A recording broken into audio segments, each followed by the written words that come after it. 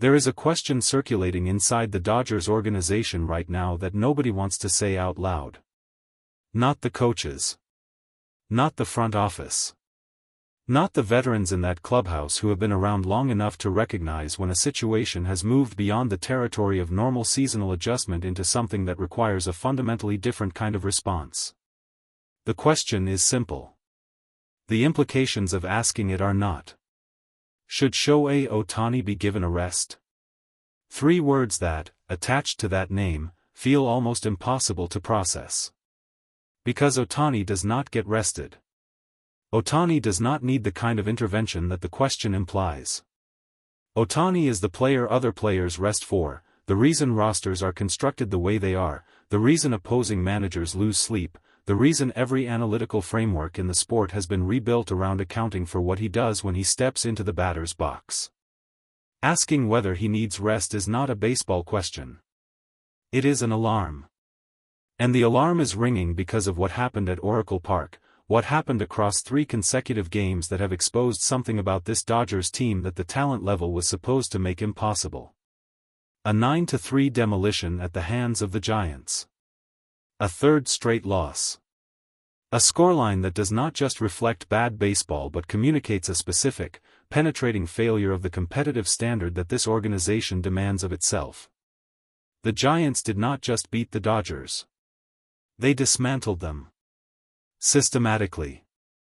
Confidently. With the particular authority of a team that sensed something was wrong on the other side of the field and pressed every advantage that wrongness created. And at the center of the wreckage, surrounded by the noise of a 3rd consecutive defeat and a fanbase beginning to ask questions that championship expectations usually prevent, was Shohei Ohtani. Not struggling in the ordinary sense. Not going through the kind of cold stretch that every hitter navigates across a long season. Carrying anxiety. Visible, uncharacteristic, deeply concerning anxiety that the people watching him most closely cannot explain away with statistics or situational context. Something is wrong. The question is what? And whether the answer is rest, or something that rest alone cannot fix. Numbers tell stories.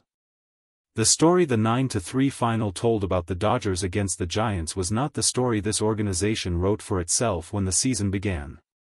6 runs of separation is not a close game that went the wrong way in the final innings. It is not a 1 bad inning loss that the box score makes look worse than the game felt.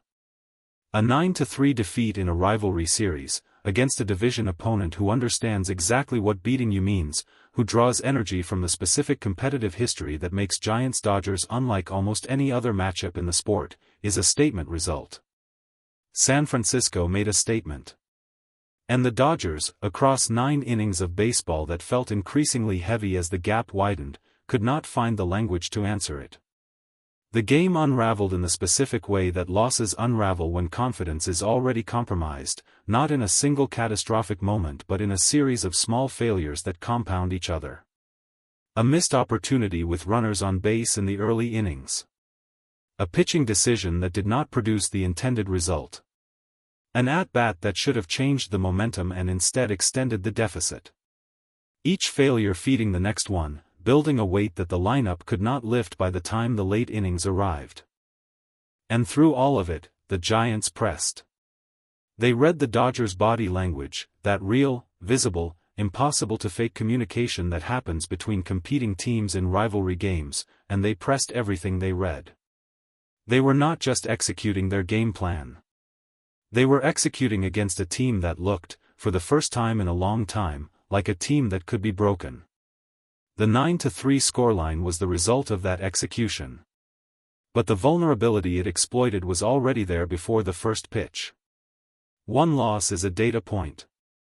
2 losses in a row is a trend worth monitoring. 3 consecutive losses, in a stretch of games that carry the specific competitive weight this stretch carries, is a pattern that demands honest examination.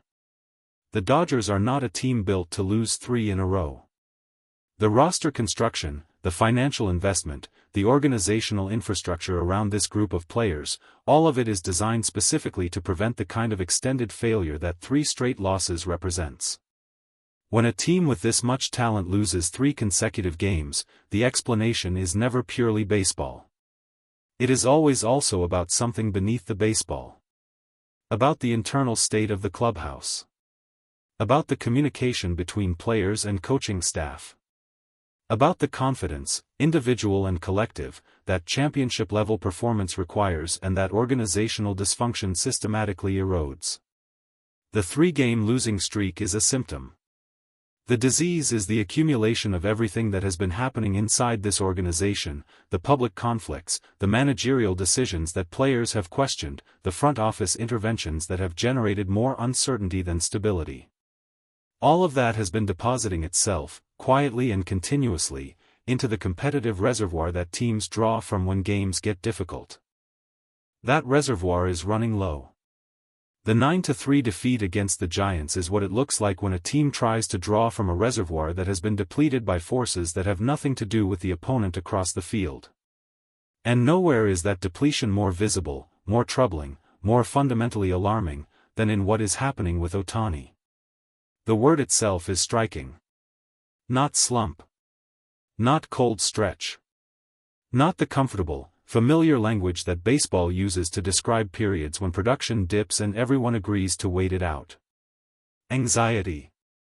The people around Ohtani, the coaches who see him before the cameras arrive, the teammates who share the space of preparation with him every day, are using a word that has not been associated with him at any previous point in his professional career. Because anxiety implies something internal. Something that preparation cannot fully address. Something that lives in the space between who a player is and what the situation around him is asking him to be. Watch Ohtani in the batter's box right now and compare it to the Ohtani of earlier this season. The comparison does not require sophisticated analytical tools. It requires only honest attention. The stillness that defines his pre-pitch routine, that almost meditative calm that pitchers describe as unnerving because it communicates absolute readiness without the slightest hint of urgency or desperation, has been replaced by something different.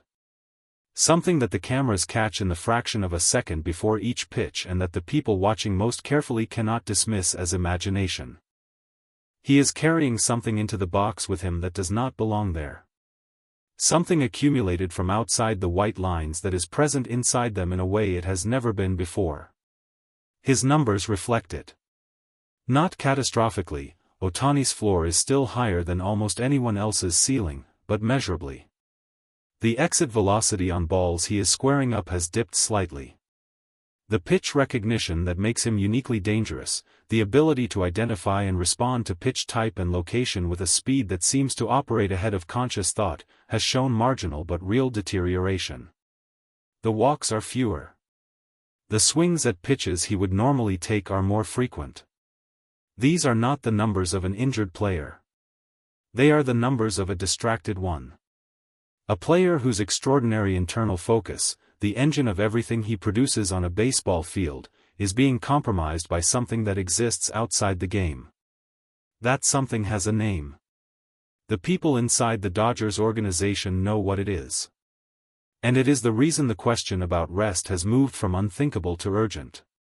In the same organization, in the same moment, Roki Sasaki is experiencing something almost opposite. The young pitcher who arrived in Los Angeles carrying enormous expectations, and the specific pressure of being a Japanese pitcher in the same organization as Ohtani, measured constantly against a standard that no pitcher in history has met, is finding his footing in a way that is generating genuine optimism inside the Dodgers facility. His recent performances have shown the development that the organization projected when they made the decision to bring him to Los Angeles. The stuff is real. The competitive mentality is real. And perhaps most importantly, the ability to process the pressure of pitching for the Dodgers, in this market, in this moment, alongside Ohtani, without letting that pressure compromise his execution is proving to be real as well. Sasaki has hope. Earned, visible, statistically supported hope that his contribution to this roster will be what the organization needs it to be when the season reaches its most important stages. The contrast with Ohtani's current state is not intended as criticism. It is context. Because seeing Sasaki move toward his potential while Ohtani moves through anxiety illuminates something important about the nature of the challenges each player is navigating. Sasaki's challenge is developmental. He is becoming something. The direction is forward and the obstacles are the normal obstacles of growth, refinement, adjustment, the gradual accumulation of major league experience that cannot be shortcut. Ohtani's challenge is different in kind. He is not becoming anything, he is already everything the sport has ever produced at its highest level. His challenge is preservation. Maintenance of the internal standard that his external performance has always reflected, and right now, something is interfering with that maintenance in a way that rest might address but might not fully resolve. When the question is posed, should Ohtani be given rest, the surface meaning is straightforward. Remove him from the lineup for a series. Allow his body and his mind a window of recovery.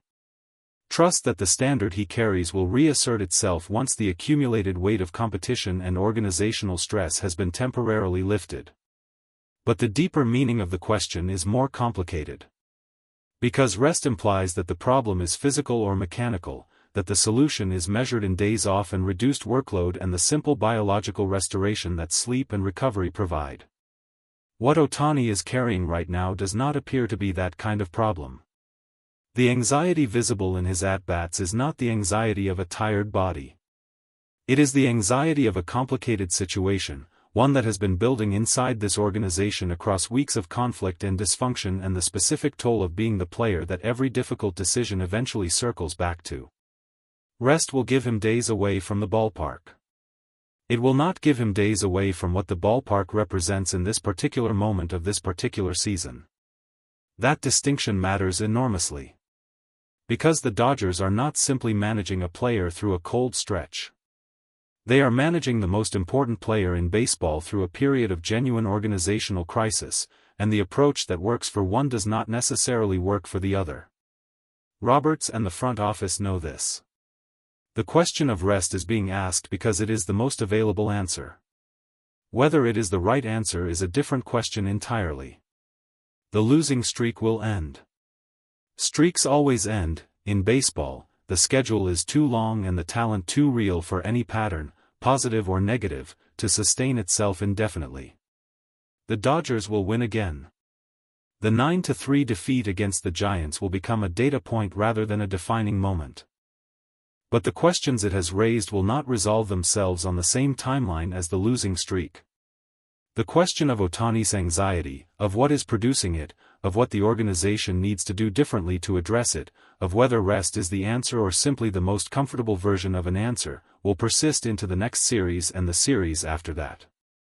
It will persist until the internal conditions that created it are genuinely addressed rather than temporarily managed. The Giants series is over. The scoreline is in the record books. And somewhere inside the Dodgers organization, in the conversations happening between people who understand what this moment actually means, the real reckoning is just beginning. 3 losses. A 9-3 demolition. A team that looks, for the first time this season, like it can be broken. And at the center of it all, the player who was supposed to be unbreakable, the standard against which every other player in the sport is measured, the reason this organization made the largest financial commitment in the history of professional sports, carrying something in his at-bats that nobody associated with him has ever had to name before. Anxiety. The question being asked inside the Dodgers right now is whether rest can cure what organizational dysfunction has created. Whether days away from the ballpark can restore what weeks of internal fracture have taken. Roki Sasaki looks forward with hope. Shohei Ohtani looks inward with anxiety. And the Dodgers look at both of them and ask a question that has no clean answer. Should he rest? Or should everything around him change?